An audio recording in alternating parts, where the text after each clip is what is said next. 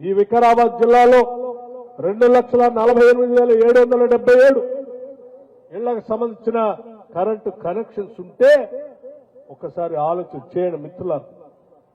ఈరోజు 1,40,193 ఇళ్లకి ఉచితంగా 200 unit current ఈ జిల్లాలో ఇస్తా ఉంది.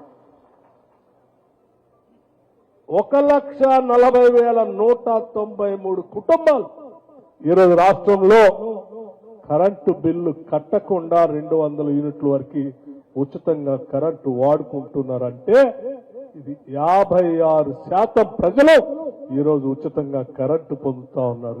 ఈ జిల్లా వికారాబాద్ జిల్లా మొత్తం ఈ పరిస్థితి ఉంటే పరిగి శాసనసభ నియోజకవర్గానికి వస్తే 70,377 కనెక్షన్స్ ఉంటే 44,565 మందికి గృహజ్యోతి ఉచిత కరెంటు కేవలం పరిగి శాసనసభ నియోజకవర్గంలో ఇస్తా ఉన్నాం.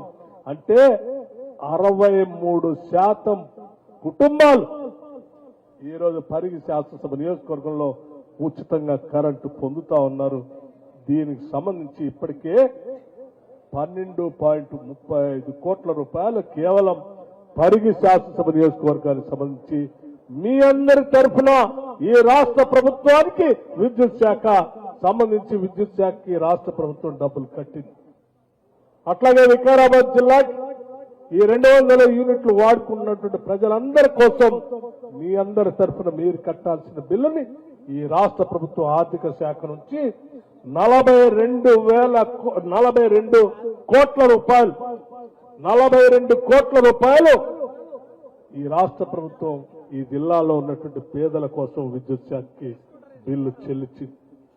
ఈ విధంగా రాష్ట్ర వ్యాప్తంగా కూడా ఒక్కసారి ఆలోచించండి. కేవలం గృహజ్యోతి పెన్షన్స్ కోసమే 2,830 కోట్ల రూపాయలు 2,830 కోట్ల రూపాయలు ఇప్పటి వరకు ఈ 200 యూనిట్లు ఉచితంగా వాడుకునేటువంటి పేదల కోసం విద్యుత్ శాఖకి కరెంటు శాఖకి రాష్ట్ర ప్రభుత్వం ఆర్థిక శాఖ నుంచి ప్రతి నెల డబ్బులు కట్టుకుంటూ వెళ్తా ఉన్నాం.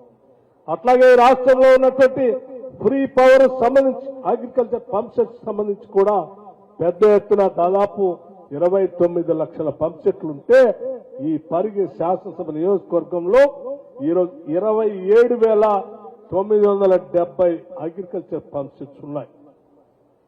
27,970 పంప్ సెట్లకి ఉచితంగా ఈరోజు కరెంటు ఎటువంటి రూపాయి కూడా వసూలు చేయకుండా ఈనాటి ప్రజాప్రభుత్వం ప్రజల ప్రభుత్వం మన ప్రభుత్వం రైతుల కోసం ఉచితంగా కరెంటు ఇస్తూ ముందుకు పోతాం.